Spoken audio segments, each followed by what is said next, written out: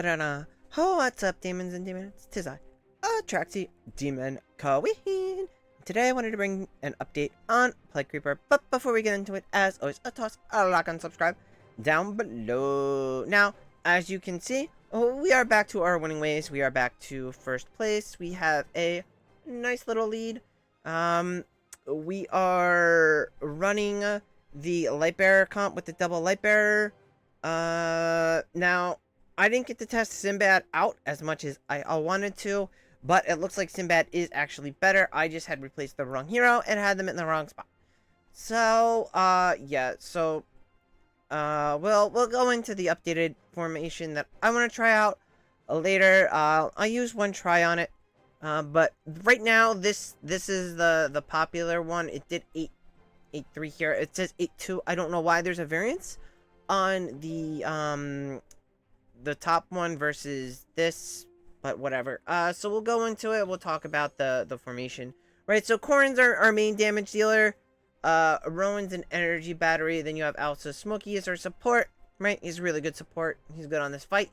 And then we have Merrily. All right, so this is what. So we got the T here, the upside down T. We have 17 in Lightbearer. I'm gonna try 18 out after reset, but we have a Rowan here and Corrin. They're both getting the Lightbearer tiles, and then you have Alsa in the back, Smokey in the middle, and then Merrily in the front. We have 20 Resonator. I tested it with Corrin at full charm set. It did less damage, but that's just RNG. Hopefully with Sinbad in and Merrily out, we will do a little bit better. Yeah, so we'll just, you've probably already seen the fight plenty of times now, but, we'll just kind of go into it and talk about it. Right, so, you see, Corrin he just gets a ton of energy via Resonator, and you have, a Rowan, duplicating his, ults. So he's generating more energy for everybody, so we're ulting faster.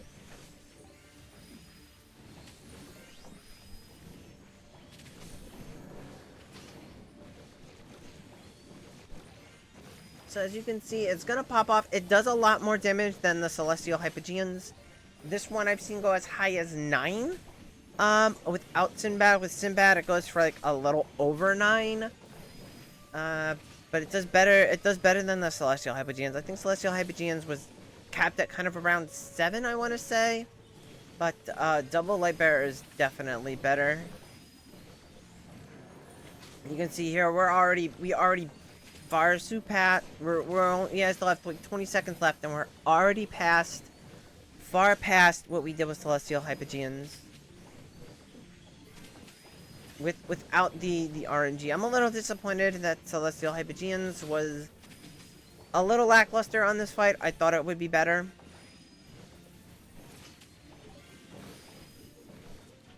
But once again, Corrin is king, and that's just because his skills do all that true damage, and then he does that chunk damage too, thanks to his EX weapon. So you definitely want, the higher you can get his EX weapon, the better. Right, because then he does more of that chunk damage. So we can go and we can talk about that when we talk about the talents that we're using. Alright, so we go in here. So obviously we're going to try out 18. I was going for the 3 double tile, but then I said screw it. We're going to go for a higher score on Plague Creeper. So you just want to grab all the talents here.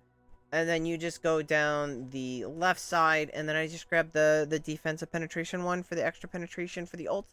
We don't really need the defensive side of things on this. It's really not needed for this fight. So you could save those and use those elsewhere. Yeah. So we'll just go talk about Corrin real quick. So why do you need his EX weapon up? Right, you see, increase the additional true damage to 2.4% of the target's max HP. 2 points. So obviously the higher you can get his EX weapon, the better, because he's going to have more attack power and he's going to do more of this true damage, right? So you only really need to get him up to plus 15 for him to be fully effective, right? We don't need to get him to plus 20 because the extra attack power is, I mean, it would help, but it's not going to be like too much of a help. Now we'll kind of like talk about the Sinbad comp here. I'll just show you the setup. We're going to use Chippy as the sub because Sinbad isn't in the A-Tech yet.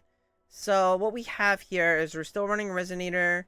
You could try it with Tidecaller. I'm not 100% sure which is going to be better. I haven't tested it myself.